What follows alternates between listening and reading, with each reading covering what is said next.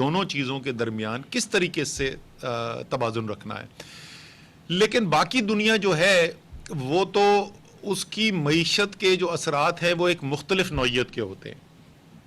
पाकिस्तान में इसका एक पहलू जो है, जो माशी पहलू है, उसके ऊपर बड़ी बात की गई है, बार बार दोहराया भी जाता है, और वो है भूख।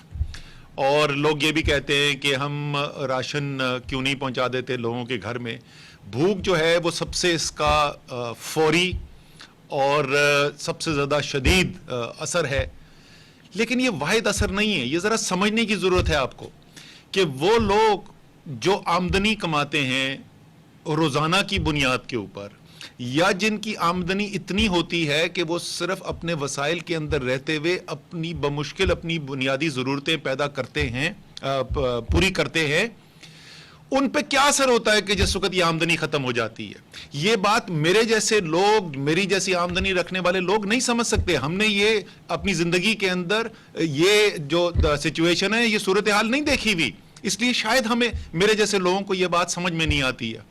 आप अपनी बचत कर रहे थे, आप घर में आपके बेटी बैठी हुई है और आप उसके जहेज के लिए पैसा इकट्ठा कर रहे थे। आपकी आमदनी जब खत्म हो जाएगी, खाना खाने के लिए तो वो पैसा इस्तेमाल कर देगा, वो बेटी की शादी कल कैसे करेगा। आपके घर में आज से 3 महीने बाद, 6 महीने बाद बीमारी आती है और आपको डॉक्टर के पास लेके जाना पड़ता है।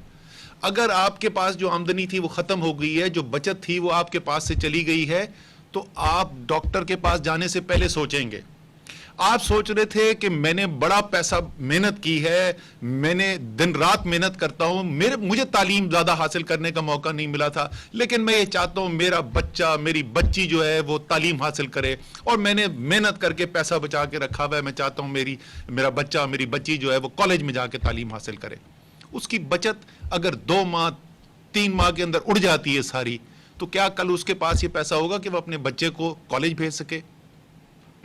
क्या वो शख्स जिसने जो थोड़ी जमा पूंजी जमा करने की कोशिश कर रहा है कि कल मैं अपने लिए एक रिक्शा खरीदूंगा, मैं उससे रिक्शा चलाऊंगा, या मैंने खोका जो है उधर मैंने कारोबार शुरू करना है, या खरीफ की अभी फसल आने वाली है, मैं छोटा जमींदार हूं, मैंने उसके अंदर खाद खरीदनी है अपनी फसल में लगाने के लिए, जब मेरी ये आमदनी चली जाएगी तो मैं ये कहां से पैदा करूंगा वसाइल, और उसके साथ जो मेरी जिंदगी के ऊपर असर आएगा वो मेरे और जैसे लोग समझ नहीं सकते उस बात को।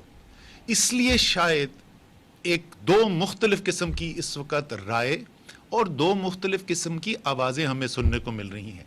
इसका मतलब ये नहीं कि वो जो ये कहते हैं कि बिल्कुल बीमारी से बचाव के लिए, बीमारी को फैलाव से रोकने के लिए हर मुमकिन कोशिश करो, लेकिन साथ साथ इस बात का भी ख्याल रखो कि वो करोड़ों लोग इस मुल्क के अंदर जो साहिब सरबत नहीं हैं, आमदनी खत्म होने से, रोजगार खत्म होने से उनके ऊपर जो जिंदगी में मुश्किलात आएंगी उसका भी ख्याल करो।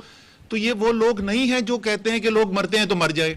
इसी तरीके से मैं ये भी कहना चाहता हूं कि वो लोग जो चाहते हैं कि ज्यादा इस वक्त तवज्जो बीमारी के फैलाव को रोकने से होनी चाहिए, इसका मतलब ये नहीं कि वो कह रहे हैं कि गरीब आदमी जाके बेशक मर जाए।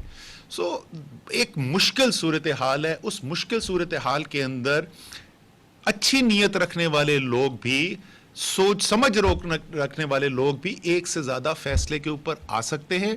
हमने कोशिश की है जितनी सच्चाई दयानतदारी के साथ आपके सामने हकाइक रख सकें, जितनी सच्चाई दयानतदारी के साथ जो सूरत हाल हम आगे देख रहे हैं उसके बारे में आपसे बात कर सकें कि हमारे ख्याल में आगे क्या होने वाला है और किस तरीके से हमने बेहतरीन फैसले करने, 21 करोड़ की बेहतरी के लिए, सिर्फ चंद हज़ार की बेहतरी के लिए नहीं, वो हम आपके साथ करते रहे हैं और इंशाअल्लाह ताला आगे भी करते रहेंगे। तो एक चीज़ तो मैं ज़रा सा तफसील में आज ये समझाना चाहता था कि वो जो हमें फिक्र है, जो वजीर आजम को इतनी ज़्यादा फिक्र है, जो बार बार वो जिक्र करते हैं, जिसकी वजह से कल ये फैसला किया गया कि जो ठेला लगाता है उसको इजाज़त दे दी जाए, जो तरखान है, जो दर्जी है, जो मिस्त्री है, उसको इजाज़त दे दी जाए। तो उसका तनाजुर क्या था?